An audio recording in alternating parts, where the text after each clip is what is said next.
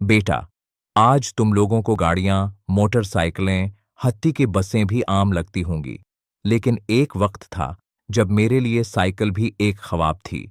ये उस वक्त की बात है जब मैं स्कूल जाता था, रोजाना 6 किलोमीटर पैदल।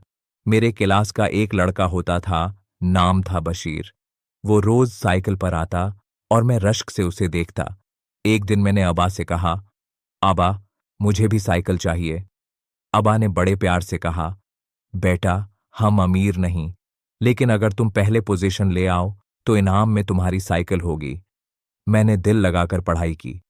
गर्मी, सर्दी, बारिश, कोई दिन ऐसा नहीं था कि मैं गैर हाजिर हुआ हूं। आखिरकार साल के आखिर में मेरी मेहनत रंग लाई। मैं पहली पोजीशन पर आया। अब वादा न भूले। एक दिन साइकिल बाजार से नहीं, बल्कि कबाड़ खाने से आई। पुरानी, जंगालूद, टायर पंक्चर, गद्दी फटी हुई, लेकिन वो मेरे लिए दुनिया की सबसे खूबसूरत चीज थी। मैंने खुद उसे साफ किया, मरम्मत की, रंग किया, और फिर वो साइकिल सालों तक मेरे ख्वाबों का पहिया बनी रही। उसी साइकिल पर मैं स्कूल गया, नौकरी के इंटरव्यू पर गया, और जिंदगी में आगे बढ़ता गया।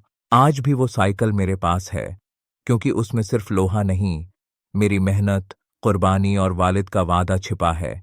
यही सीखा जिंदगी से। कनात अख्तियार करो, ख्वाब देखो और मेहनत करो, तो पुरानी चीजें भी खजाने बन जाती हैं। अगर दादाजी की ये कहानी आपको पसंद आई हो, तो चैनल को सब्सक्राइब करें, तो वीडियो को लाइक करें।